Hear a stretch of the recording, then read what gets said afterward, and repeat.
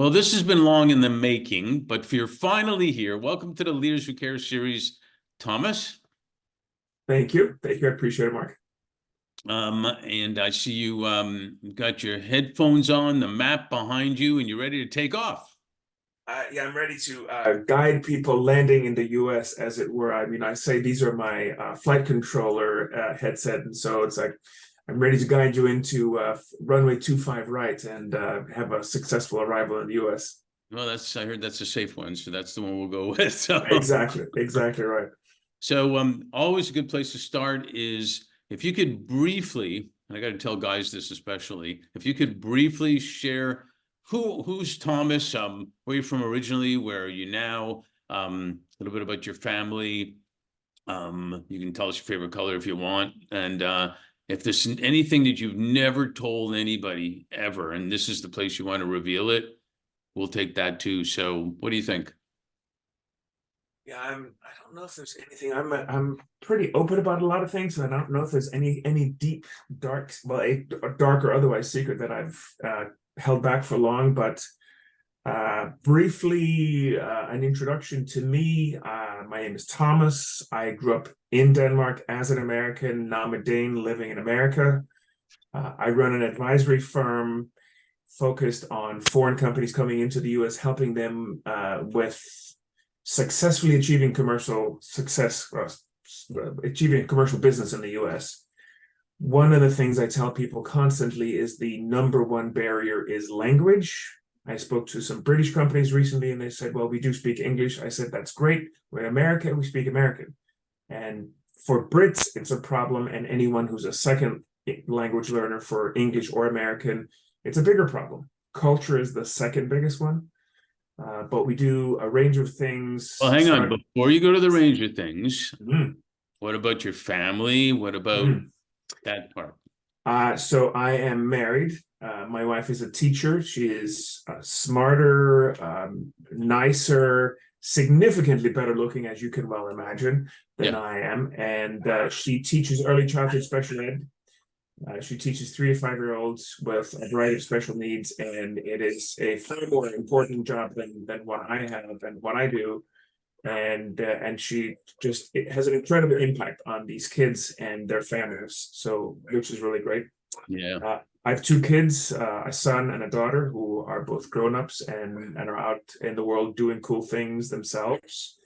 Our daughter's finishing up her degree at Cal Poly Pomona.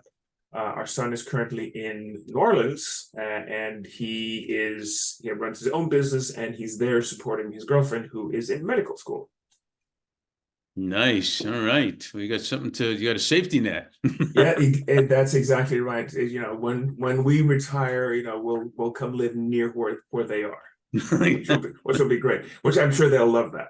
Oh yeah, they'll love that. So speaking of kids, tell us a little bit about what you were like as a kid or a teenager. Were you like organizing things? Were you entrepreneurial? Were you interested in nature, reading, music, sports? What was it?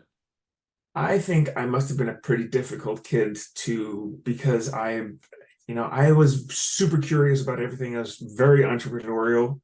I really did my first business deal when I was about 7. I started delivering papers, and a friend of mine down the street, his parents had made him start delivering papers, and he hated it.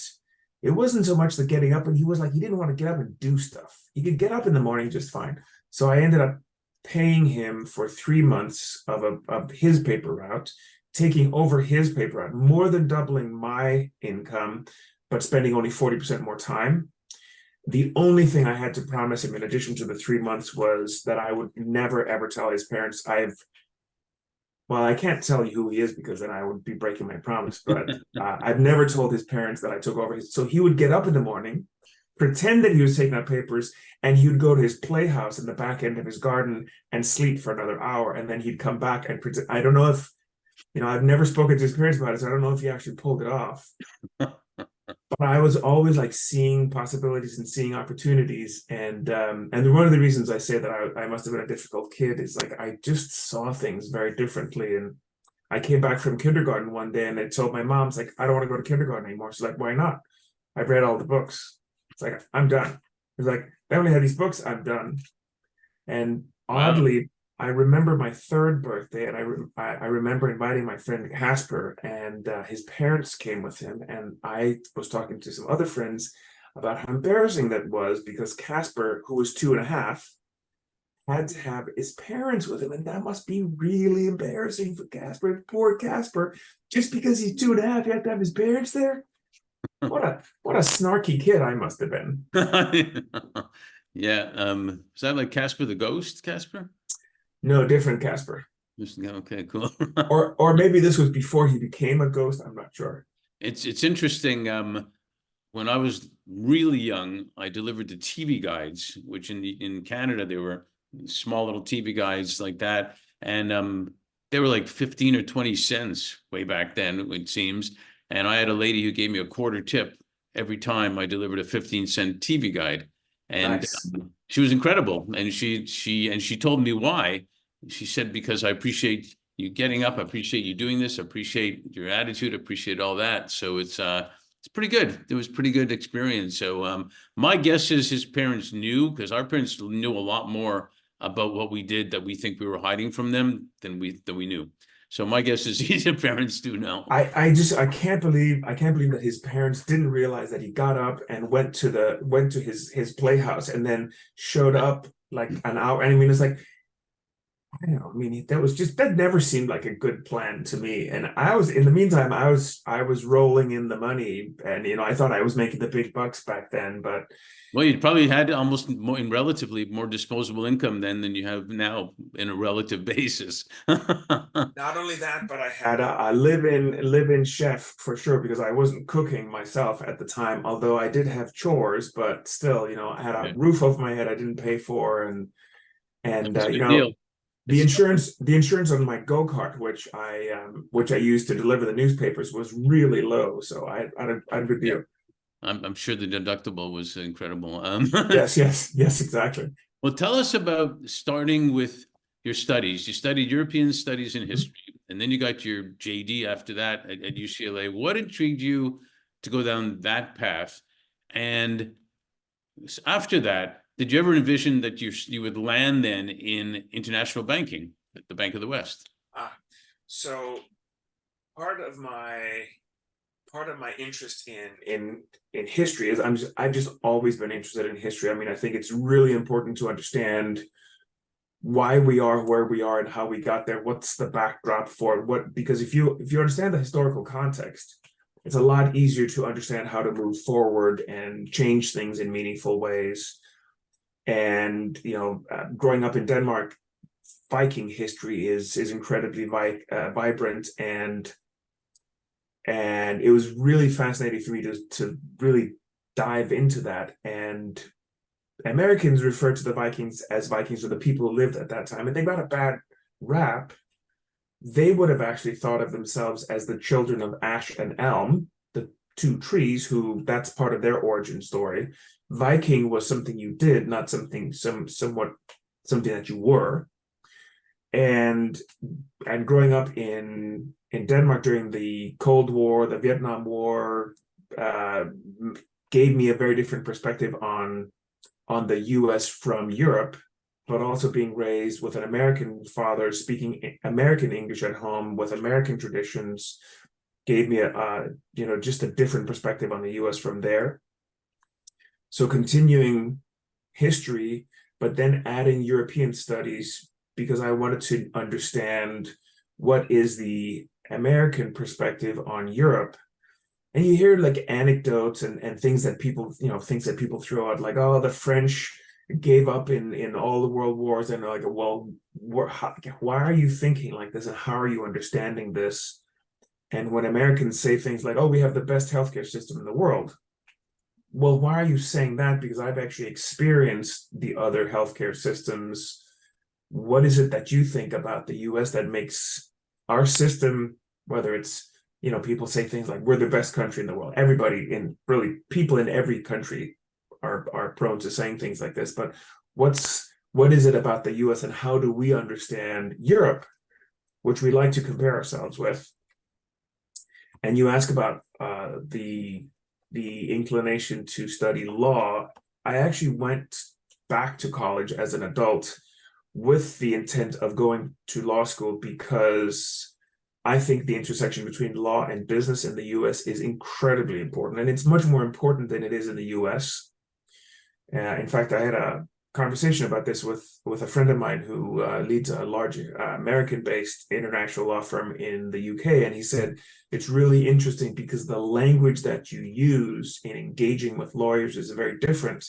And here in the US, you get advice from lawyers. In the UK, you instruct your solicitors, which creates a very different mindset. Like you tell your lawyers what to do. Here, you want to listen to what your lawyers say to keep you out of trouble. But if you're doing business, and if you're a foreign company, especially doing business in the US, you really want to have a good business lawyer on speed dial, Right. to call them up and say, hey, I'm thinking of doing this. What should I be thinking? What are your thoughts? Who can tell you, ask these 3 questions or do these 2 things, or when they start talking about this or this, call me and we'll get involved. But it's much more relevant and important to work with lawyers very closely in the US. That's why I went to law school. So we'll get to the bank in a minute, but did you then envision you would take that to go to work in an international bank? No, I had initially thought a few different things, and one of them was definitely starting the firm that I'm now leading. I was also thinking along the lines of working at a large US firm with a significant European presence, and really obviously doing the legal work, but also engaging with the European businesses and the European entities, and just with the Europeans in general. US firms have been in Europe for a significant amount of time. I know White and Case have had an office in Paris since I think 1921. Mm-hmm. One of the things that I found was, first of all, as an older graduate, apparently there's a lot of age discrimination in law firms. And I didn't realize at the time, but they were asking me subtle questions that would give them an indication of how old I actually was, which made that route very difficult to pursue in a meaningful way. And really my focus was on working in that international space with a legal mind, a business mind, and working on both sides. What I thought would have been really interesting for some of these larger law firms was, with my network and my approach to networking and being able to work as a lawyer, that's something that would drive significant revenue. You would think, but they don't necessarily, they're not always logical. And I can tell you plenty of stories of that related to law firms and CPA firms. So it's interesting. Then you found yourself at the Bank of the West, and I'll come back a minute in the sense of, we started Fifth Element on the basis that leaders in their organizations will always do better when they're doing good at the same time. I'm seeing the thread where you kind of were clearly a leader. You understood that early on, probably earlier on than most people, including is the fact that you worked at and engaged with a lot of chambers, Danish, Finnish, British chambers. You like people, you saw the value of international and whatnot. Can you share some experiences you had and how those opportunities that I just mentioned led you to the opportunity at the Bank of the West? Yeah, so I really looked at these chambers as sort of, I tried to take them at face value. So the British American Business Council, Los Angeles. So focus on Los Angeles. The council part, like some sort of advisory, and the business part, those were all important for me. But also the fact that it was British American. I didn't really have an interest in organizations, like, oh, people like, hey, there's the Danish club, or there's the Danish this, or hey, you should meet so-and-so because he's Danish. Okay, but I'm really interested in the business, the international complications, and how are we bridging these cultural, legal, financial, all these other gaps. Mm-hmm. And so I got involved actually while I was in law school with some of these organizations, and really tried to to either keep them on a track of focusing on business or steer them back towards a point where they were focused on business. And if you want to do successful business in the US and you're from the UK or Finland or Denmark, it is really about Danes and Americans, Finns and Americans, because much as you want to say like, well, hey, we've got this guy or gal who's a fantastic salesperson back in Finland, that doesn't necessarily translate directly to them being a successful salesperson in the US. Or vice versa. Yeah, exactly. Exactly. No, I mean, it's, Europeans have a lot of misconceptions about how to do business in the US. And one of the things that I hear a lot is we're focused on the US, which to me, of course, is the very definition of not focus. Sometimes, I ask people like, oh, great, what are you doing in Alaska? And they're like, wait, what? Why are you asking me that? Well, you said you were focused on the US. And so having an organization, being able to leverage the network here of people who are either people who are already involved or developing also the network here and reaching out. So immediately after law school, while I was waiting for bar results, I was at the time on the board of the Danish American Chamber of Commerce, and went to Denmark, engaged with organizations and firms and companies, and said, you guys should really be thinking about Southern California because it is a large, dynamic, and very impactful economy that drives the California economy, which in turn drives the US economy. And even today, a lot of companies think of establishing on the East Coast because it's closer in time and distance, when my advice is always you need to be close to wherever your clients are, which may or may not be in Los Angeles or in Southern California, but there are certainly more clients and more opportunities to do a lot of things in Southern California simply because LA County has a population larger than 41 states. Right. So with that said, I'm going to do a little segue here where I'm going to combine also some information about the fourth industrial revolution is about technology. Now AI like crazy and so on. But the fifth is really about humanity. And we're seeing that happen right now. What's some of how do you look at some of the experience at being service oriented at Bank of the West? You worked with a lot of business leaders, entrepreneurs, diverse backgrounds and cultures. I clearly see a thread in everything you're talking to where you're at now, which we'll get to. And achieving economic results at the same time for them, their families and employees, and then even into the community. How did you put all that together? By coloring outside the lines. Oh, cool. And people talk about these things like, oh, you have to think outside the box. And I don't see the box. I see all these diverse parts. And I can, it sounds kind of weird, but I can close my eyes and I can see how all these parts can come together in new ways. And when I say I color outside the lines, I mean, like, really what they wanted me to do was be a widget salesman. And they wanted me to open bank accounts and to get to, at the end of the year, I really just needed to have a spreadsheet where I had 120 new account numbers, whether it's businesses or individuals. And that really struck a nerve with me because I'm like, well, I'm here to drive revenue, profits to the bank. So I could go and say, well, listen, I'm going to go to UCLA. I'm an alum. We're going to go to the student club day, and I'm just going to sign up 100 students. And in my mind, I'm like, well, that's simply wrong, because I know the difficulties. I can imagine the difficulties in students getting a new bank account. Some of them are from LA, some of them are not. And it's going to be a hassle to get them onboarded. It's going to be a hassle to maintain them. And it's going to be a bit of a hassle to keep them. And what if they forget? Fees start accumulating, and well, there's going to be a bunch of noise about getting them closed. I don't see a lot of revenue here. Whereas what I thought was, well, listen, I speak Danish. Why don't I call the BNP Paribas office in Copenhagen? And Bank of the West, of course. I mean, the reason I wanted to join Bank of the West wasn't because it was Bank of the West, but because it was part of the second largest banking group in the world, offices in 72 countries. Mhm.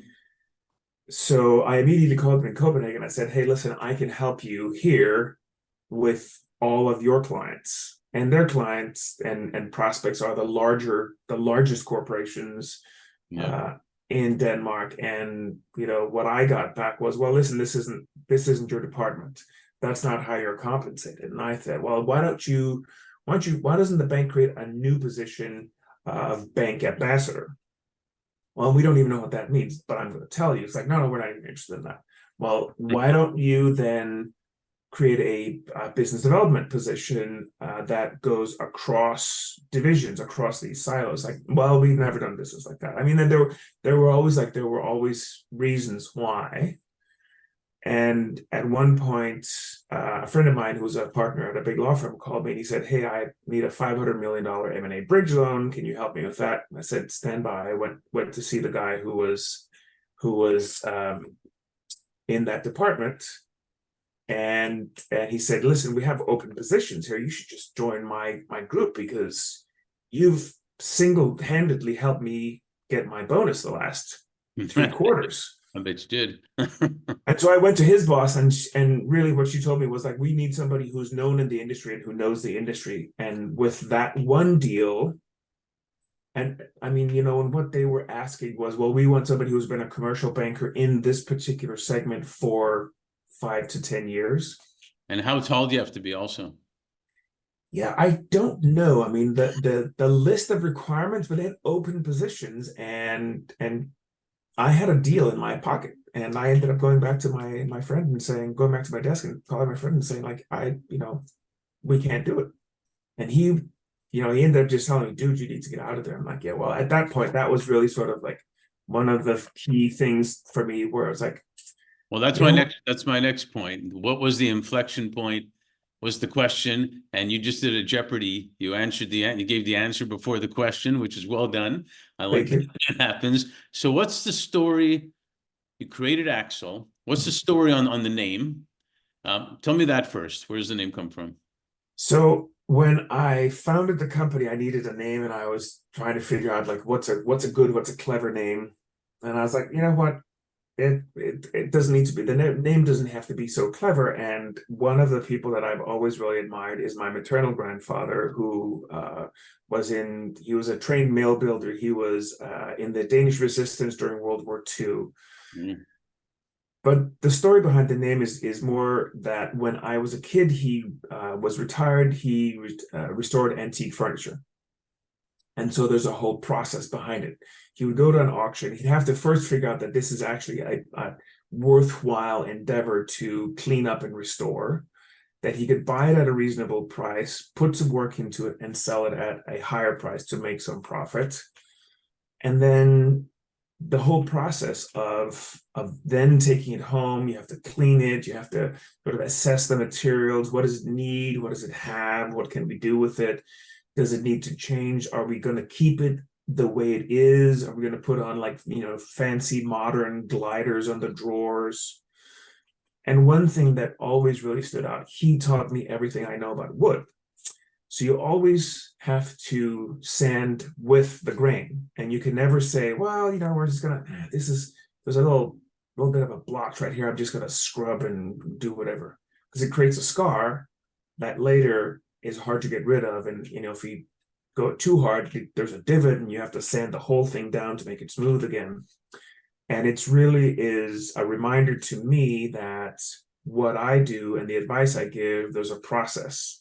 There's a process for what I think of as engaging with the US market. A lot of people talk about go-to-market strategy. And for me, that's sort of like someone introduce you to a good restaurant, and they tell you, oh, hey, Mark, go over there. It's that red door. See it? There you go.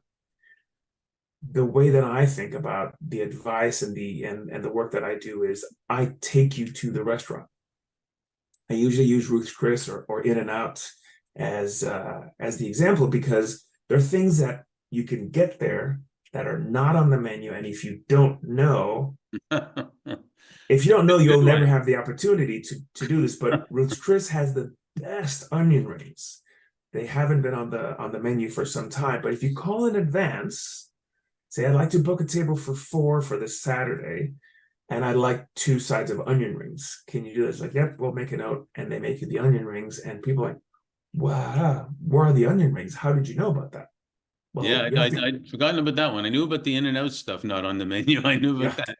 But that's a great analogy, and the differentiation of a business is, what most other people don't know. And so I know you focus on entrepreneurs with companies a lot in the environmental sustainability arena, correct? Yes. Why did you pick that, and how are you doing that?